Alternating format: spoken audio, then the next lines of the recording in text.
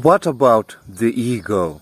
Can't live with it, can't live without it. Everyone has their opinions, nobody knows what to think. Sure, it all gets very confusing when we're all using the same word, ego, but different ideas and different definitions, some of us just talking about the word without the faintest idea of what they're talking about. Then, in the short and simple, the ego, an identity container, that's all.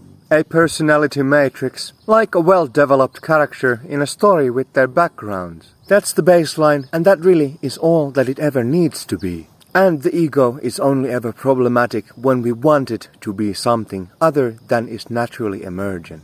Then, the functional ego, an operational necessity, a vehicle for our engagement in life. Not just a single ego, a single role at that. In the different periods of your life and in the different aspects of your present life, how many the roles you assume. You the caretaker, you the professional, you the hobbyist, you the partner, you the fiddler on the rooftop.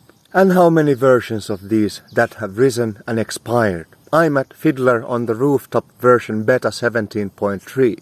On a serious note though, it all gets very serious and grave when we grow attached to these roles, when the roles begin to exist independent of their context unto themselves. Just as a puppeteer, pulling the strings, waving his hands, makes the marionettes dance on the stage of life, so too consciousness, raw and unbecome, becomes the many through the strings of attention pouring into countless roles. Then the puppeteer, hypnotized, mesmerized by his own creations, falls asleep, sinks into the universe. We too, consciousness of infinite potentials, narrow ourselves down to a particular spectrum, a particular frame and a particular role, and that's all we are. Until one day we awaken to the finity of our conditions, we rise above, and again we watch our puppets from the heights.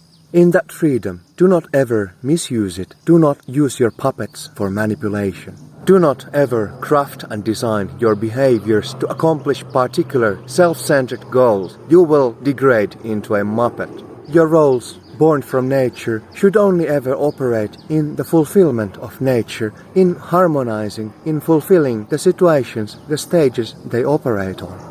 That and only that is the noble presence of consciousness in the world of countless forms. Descend into your roles as nature calls, then release, ascend again when the story is over. If you do not allow for this freedom of change, your roles turn into distorting clown suits that torture you until the end of your days. Then, friends, actors on the stage, keep it real.